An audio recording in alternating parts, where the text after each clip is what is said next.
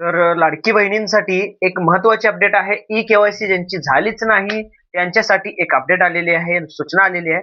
आता भाषणमध्ये आदितीताई तटकरे यांनी काय सांगितलेले आहेत ई-केवायसी बाबतीत, ज्यांची ई-केवायसी झालीच नाही, त्यांची ई-केवायसी झाली आहे तरी सुद्धा त्यांना पैसे आले नाही. तर आता आपण पूर्ण व्हिडिओ बघायचा आहे आणि त्यामध्ये तुम्हाला काय नेमकं कळेल तुम्ही कमेंट करून सांगा. आणि आदितीताई तटकरे यांनी ह्या बाबतीत जे सांगितलेलं आहे ते खरं करणार आहेत का? ई-केवायसी साठी पोर्टल नवीन चालू करणार 1 तारखेपासून. काय तुम्ही व्हिडिओ बघा पूर्ण, तुम्हाला नक्की कळेल. आणि अशाच नवीन माहितीसाठी आपल्या चॅनलला सबस्क्राईब करा, कमेंट करा तुमचा हप्ता कधीपासून बंद झालेला आहे आणि तुम्हाला लाभ आतापर्यंत सगळं लाभ एकत्रित तुम्हाला म्हणजे एका पाठोपाठ सगळं लाभ भेटलेला आहे का नाही. तर आता आपण बघूया की लाडकी बहिणी ई-केवायसी बाबतीत ज्यांचे पैसे थांबलेले आहेत, ज्यांचे पैसे नोव्हेंबर पासून, डिसेंबर पासून, जानेवारी पासून, ज्यांचा फेब्रुवारीचा हप्ताच आला नाही, ज्यांचं पाठीमागच्या वर्षी जून महिन्यापासून पैसे थांबलेले आहेत. तर अशा सर्व लाडकी बहिणींसाठी जर आता ह्यामध्ये आदितीताई तटकरे यांनी भाषणमध्ये आपल्या काय सांगितले आहेत हे सगळ्या लाडकी बहिणींसाठी, त्यांनी सगळ्या लाडकी बहिणींसाठी त्यांनी नवीन पोर्टल सुरू करणार का, काय नाही करणार का, त्यांच्यासाठी त्यांनी मुदत वाढवून देणार का, त्यांच्या सगळ्यांसाठी त्यांचा लाभ परत सुरू होणार का, या बाबतीत सविस्तर माहिती तुम्हाला आता कळणार आहे. तर म्हणून पूर्ण व्हिडिओ नक्की बघा आणि तुम्हाला या बाबतीत काय जर प्रॉब्लेम असेल, शंका असेल तर तुम्ही कमेंट करा, कमेंट करून सांगा तुमचा जिल्हा कोणता आहे आणि तुम्हाला लाभ आतापर्यंत कोणत्या महिन्यापर्यंत भेटलेला आहे आणि सगळं लाभ भेटलेला आहे का. तर आता आपण व्हिडिओ पूर्ण बघूया, यापुढे बघूया. महिला व बालविकास विभागाअंतर्गत महायुतीच्या सरकारच्या वतीने जी मुख्यमंत्री माझी लाडकी बहीण योजना सुरू आहे त्याची ई-केवायसीच्या संदर्भातली मुदत ही काल 31 मार्च रोजी त्या ठिकाणी संपली. पण काही निवेदनं आमच्याकडे प्राप्त झालेली होती, काही त्या संदर्भातल्या ई-केवायसीच्या संदर्भातल्या काही तक्रारी म्हणजे आम्हाला आणखीन त्याच्यामध्ये थोडी मुदत मिळावी. काही ठिकाणी काही यामधल्या कालावधीमध्ये गारपीट असेल किंवा त्याच्या आधीच्या कालावधीमध्ये काही ई-केवायसी करण्याच्या काही जणींच्या राहिलेल्या होत्या. ह्या सगळ्या याच्यामध्ये खरं तर पहिली ई-केवायसीची प्रक्रिया ही साधारणपणे सप्टेंबर 2025मध्ये सुरू झाली आणि ती पहिल्यांदा 2 महिन्याच्या कालावधीसाठी सुरू करण्यात आलेली होती आणि 2 महिन्याची मुदत ई-केवायसीसाठी सर्व लाडक्या बहिणींना देण्यात आलेली होती. पण त्यानंतर राज्याचे मुख्यमंत्री देवेंद्र फडणवीस साहेब, उपमुख्यमंत्री शिंदे साहेब आणि तत्कालीन उपमुख्यमंत्री अजितदादांच्या सूचनेनुसार ती मुदत 31 डिसेंबरपर्यंत वाढवण्यात आलेली होती.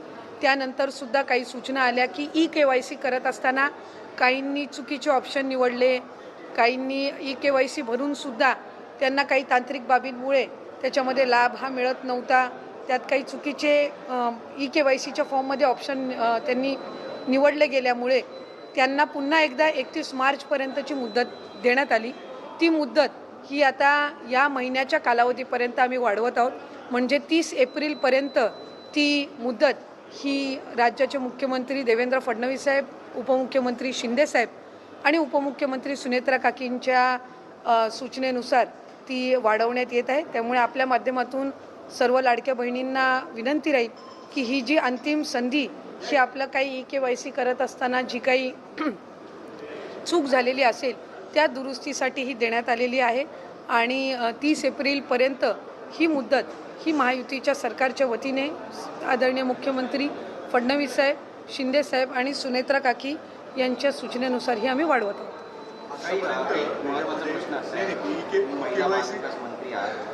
प्रकरण ज्या पद्धतीने वाढत आहे, तुम्ही काही बोलत नाही अशी टीका वारंवार नाही. खरं तर ही टीका अतिशय दुर्दैवी आहे, कारण मी ज्या वेळेला हे प्रकरण झालं त्यावेळेला सर्वात पहिले या संदर्भातले प्रतिक्रिया देणारे जे काही मोजकी जण होती त्याच्यातली मी एक होती. या अतिशय घृणास्पद आणि निंदनीय प्रकार आहे आणि याचं समर्थन किंवा या संदर्भामध्ये वेगळी काही भूमिका घेण्याचं काही कोणाचाच दृष्टिकोन किंवा त्याबद्दल काही हे असावे अशाचं काही कारण नाही. मी त्यावेळेलाही स्पष्टपणाने म्हटले होते की राज्याचे मुख्यमंत्री देवेंद्र फडणवीस साहेबांनी या संबंध प्रकरणामध्ये एक SIT स्थापन केलेली आहे. त्याचा संपूर्ण जे काही त्या SITचे जे इन्चार्ज आहेत या एक महिला अनुभवी पोलीस अधिकारीच त्या ठिकाणी दिलेल्या आहेत. आणि जी राज्याचे मुख्यमंत्री देवेंद्र फडणवीस साहेबांची भूमिका आहे, त्यांच्या मंत्रिमंडळातलीच मी एक सदस्य आहे. त्याच्यामुळे जी मुख्यमंत्र्यांची भूमिका तीच मंत्रिमंडळातली मंत्री म्हणून ही त्या ठिकाणी माझी भूमिका. त्यामध्ये एक गोष्ट आहे की ज्या महिलांवर त्याच्यामध्ये अन्याय झाला, ज्या पीडित महिला आहेत, यांना न्याय देणं, यांना न्याय मिळणं हा त्याच्यातला मूळ आणि प्रामुख्याचा मुद्दा आहे. आणि त्या संदर्भामध्ये आम्ही मुख्यमंत्री महोदयांनाही विनंती केली, एक महिला म्हणूनही केली, एक लोकप्रतिनिधी म्हणूनही केली आणि महिला व बालविकास विभागाची मंत्री म्हणूनही केली की त्या पीडित महिलांना न्याय मिळाला पाहिजे एक.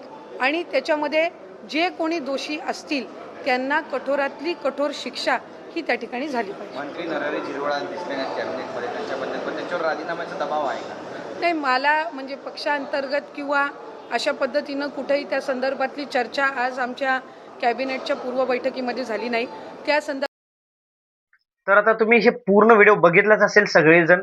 तर ह्या बाबतीत तुम्हाला काय वाटतंय की आदितीताई तटकरे यांनी जे ई-केवायसी बाबतीत किंवा ज्यांचे पैसे थांबलेले आहेत, ज्यांना पैसे ई-केवायसी करण्यासाठी जी प्रॉब्लेम येत होती, त्या बाबतीत त्यांनी मुदतवाढ करून देणार का 1 तारखेपासून हे जे नवीन जी नोटीस येईल किंवा ई-केवायसी साठी चालू होणार का, नवीन वेबसाईट पोर्टल सुरू होणार का? तुम्हाला काय वाटतंय तुम्ही कमेंट करून सांगा. आणि जर तुम्ही आतापर्यंत पूर्ण व्हिडिओ बघितलाच असेल तर तुम्हाला सगळं नेमकं कळालंच असेल की आदितीताई तटकरे काय सांगू शकतात. त्यांनी भाषणमध्ये त्यांनी जे सांगत आहेत ते खरोखर होणार आहे का?